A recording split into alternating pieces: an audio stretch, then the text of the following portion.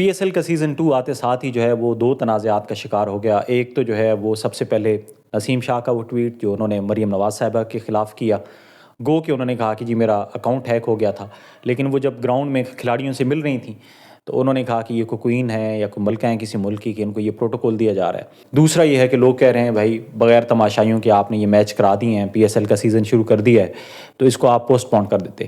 اب سب سے پہلے تو یہ ہے کہ پوسٹ پون کرنا کیوں مشکل تھا؟ اس وجہ سے کہ انٹرنیشنل جو کانٹریکٹس ہوتے ہیں ملٹائی نیشنل کے ساتھ ہوتے ہیں، جو اسپانسرز ہوتے ہیں، تو اس وقت تھوڑا مشکل ہوتا PCB کے لیے.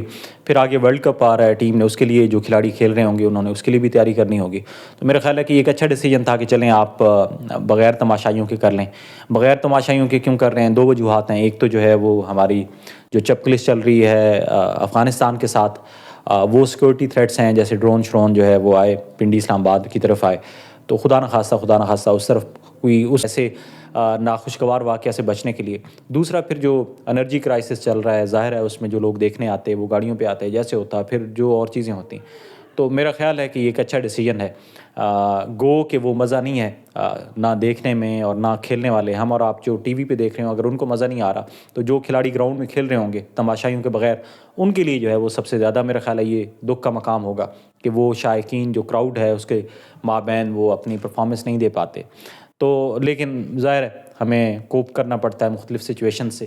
دوسرا جو نسیم شاہ صاحب کا ٹویٹ ہے، گو کہ انہوں نے اس سے لاتعلقی کا اظہار کیا ہے، لیکن اگر انہوں نے یہ خود کیا ہے تو انہوں نے ایک بھنڈ ماری ہے، کیونکہ وہ مریم نواز صاحبہ جو ہے وہ وہاں پہ ایک چیف ایڈمنسٹریٹر ہیں ایک پروونس کی، وہ آئیں. اور میرا خیال ہے یہ جہاں کہیں بھی ہوتا ہے آپ دیکھیں کہ جو بھی متعلقہ صوبے کا یا ملک کا چیف ایڈمنسٹریٹر ہوتا ہے وہ جاتا ہے اور کھلاڑیوں کو اسی طرح ملتا ہے جیسے وہ ملی ہیں، چاہے وہ مشرف صاحب ہوں جب انڈیا کی ٹیم آئی تھی. اسی طرح اس سے پہلے دیکھ لیں عمران خان صاحب جب کھیل رہے تھے تو جنرل ضیاء کی ہم نے دیکھی ہے کہ وہ کھلاڑیوں سے مل رہے ہیں اور عمران خان صاحب بھی کھڑے ہیں اس لائن میں.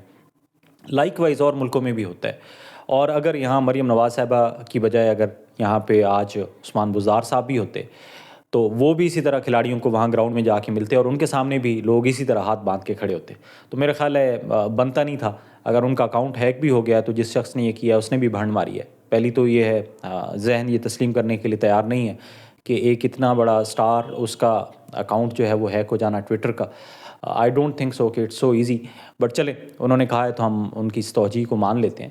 باقی اللہ تعالیٰ خیر رکھے اور ہماری دعا ہے کہ ہمارا یہ جو ایونٹ ہے، آپ کو پتہ ہے کہ پاکستان میں کرکٹ کو کتنا پسند کیا جاتا ہے. گو کہ اس وقت جو سچویشن ہے پاکستان میں کرکٹ کی وہ بالکل ویسی ہے جیسے ہاکی کی ہے، لیکن کیا کیا جائے، ہمیں اسی ٹیم کے ساتھ اسی مینجمنٹ کے ساتھ کھیلنا ہے، گزارا کرنا ہے. قوم کے پاس جو ہے وہ جیسے لیڈرشپ کے لیے کوئی اور آپشن اس وقت موجود نہیں ہے، جو لیڈرشپ ہے اسی پہ گزارا کرنا ہے. اسی طرح جو ٹیم ہے اس پہ بھی گزارا کرنا ہے. اپنا بہت سا خیال رکھیے گا. فی امان اللہ.